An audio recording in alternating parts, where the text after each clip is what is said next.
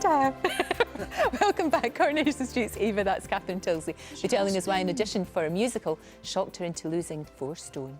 But first, my next guest has had a career spanning 30 years and was the lead singer of one of the UK's most successful bands. Now he's back with a new solo album. Mick Hucknall joins me in just a moment, but first, a wee reminder of his career so far.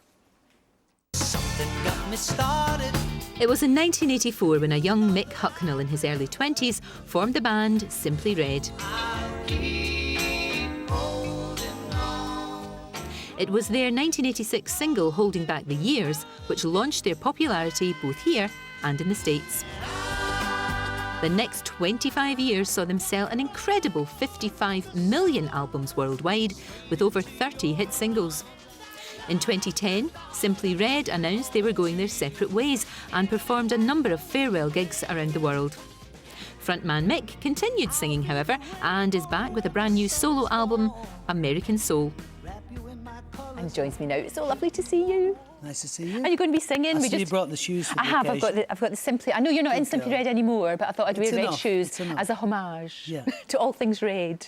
I'm so glad that you, because after Simply Red we were worried, but you have decided to continue as on your own. I never was going to retire. No, that was never a... It's not in the vocabulary, actually. I don't think that you ever will. I don't see it happening. Singing and writing, that's what I love. It's what I love to do.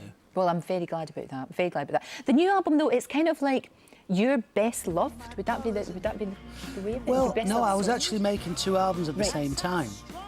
And I got invitations from various musicians to go and sing with them on a live basis. And they all happened to be members of the Rolling Stones.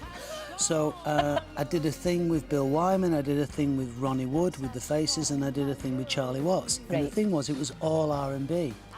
And my manager said to me, you really enjoyed that, didn't you? I said, it was great. And he said, well, why don't you make an album of it? You're already in the studio recording an album of original songs. Makes sense. And so we just kind of started recording these things, and we finished it first, which is why we released it first. Oh, I see. But isn't it brilliant to be in a situation where you really can pick and choose what you want to do? You know, nobody's kind of saying to you, you can just say, yeah, I really fancy doing that, I think I'll do that. It's been marvellous, because since ending Simply Red, I've done all these different sort of projects, you know.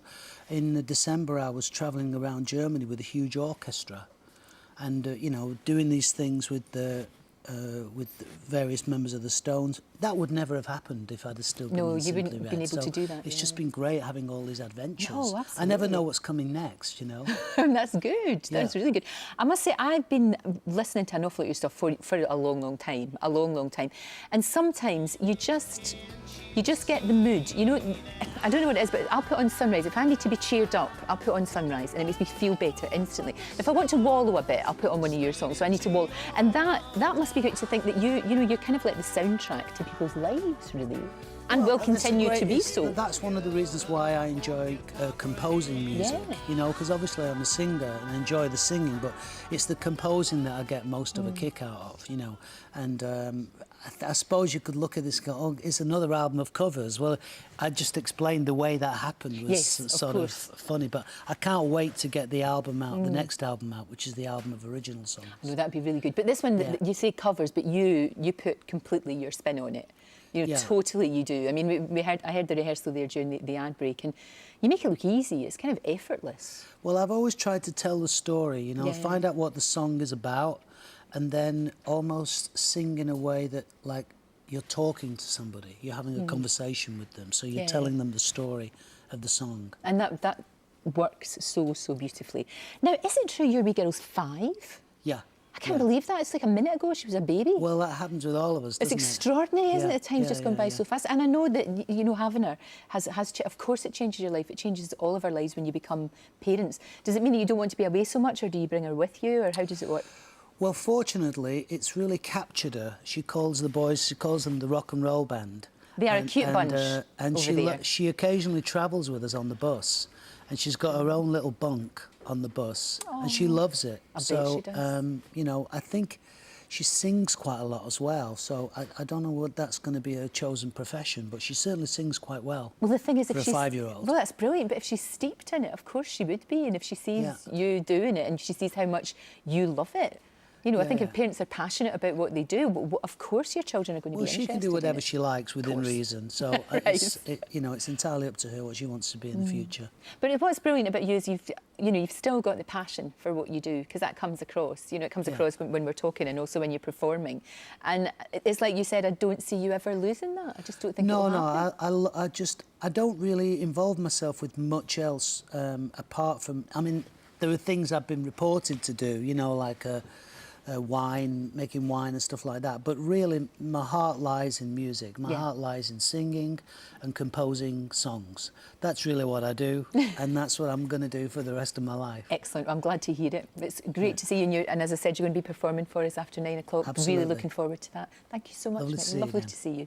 Right, still to wait. And Mick Hucknall is going to be performing his version of Nina Simone's Don't Let Me Be Misunderstood. There he is. See you in a couple of minutes.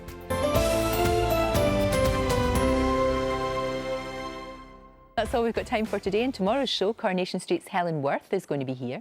But now to play us out this morning, Mick Hucknall with Misunderstood. You have a great day. Bye-bye.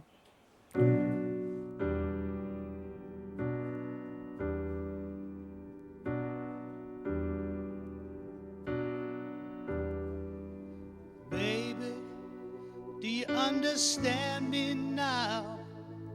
Sometimes I feel a little bad. Don't you know that no one alive can always be an angel? When things go wrong, I feel real bad. I'm just a soul whose intentions are good. Oh Lord, please don't let me be misunderstood.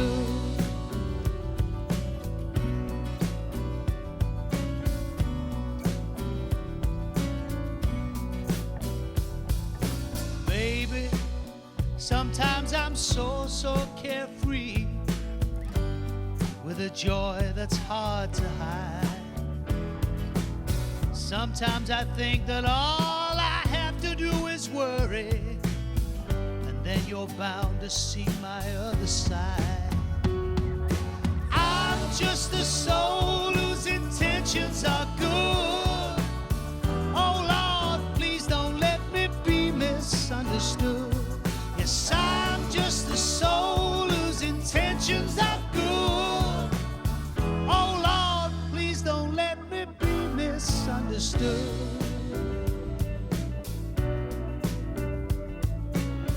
If I seem edgy, I want you to know that I never mean to take it out on you.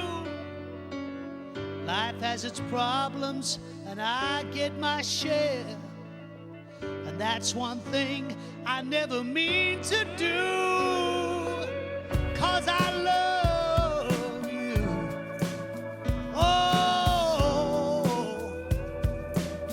yeah. Oh, baby, don't you know I'm human? I have faults like any other one.